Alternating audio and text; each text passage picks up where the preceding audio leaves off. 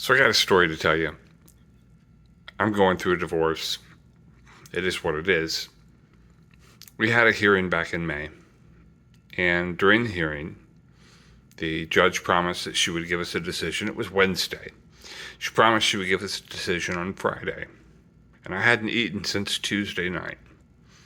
And I thought, it would be good for me to make a commitment to God that I wouldn't eat solid food until I got the decision from the court on Friday. And that would be a sign to me, or it would be a sacrifice from me to God to let him know that I recognize he's in control. Because he's in total control.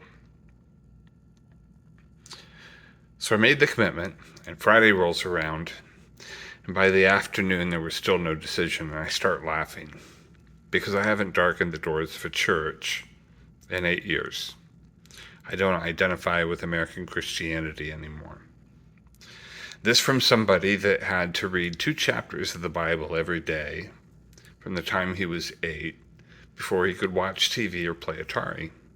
That was 1980. I can still quote most of the first 3 chapters of James in the King James Version because I learned it in 2nd grade, the second half of 2nd grade. Yeah. So, and I was a youth minister on top of that. I'm not afraid to public speak. I've done that. It's not a big deal. So yeah, I went to Bible college. I went to 2 of them. And so I make this commitment to God. I'm not going to eat solid food. Wednesday rolls around. Well, I make it on Wednesday. Thursday, Friday rolls around. There's no decision. And I start laughing. I'm like, okay, so God's going to really test me. So I've told you why I take this seriously.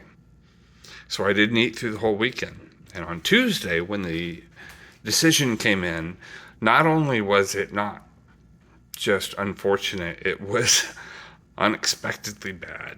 It was really bad. And I'm dealing with the consequences of that. But you know what? I'm learning how to live day by day because I don't live day by day. Yeah, it was unexpectedly bad. But I have a support system. I have people that are looking out for me. And so I have been blessed thus far. But it hasn't been easy. Shortly after the decision came in.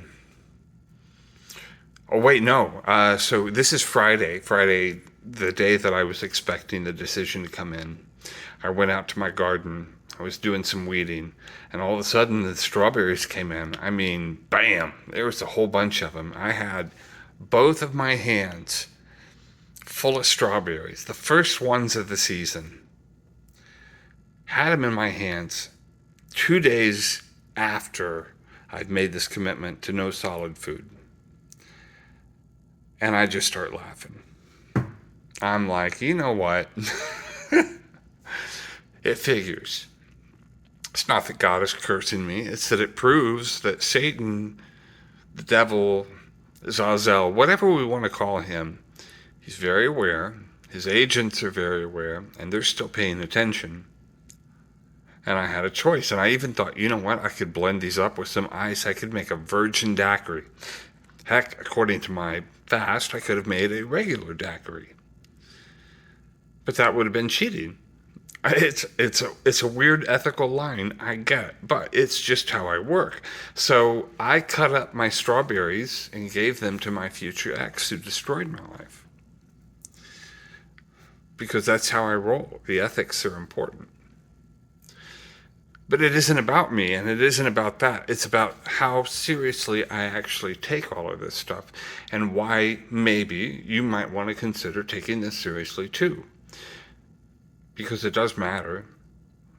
There are things we don't understand, and there are things that we don't understand that are paying very close attention to us. So, do with that what you want, but that's my story, and it's a true story. I'll tell it the same every time. This is Mark Brown. Good night.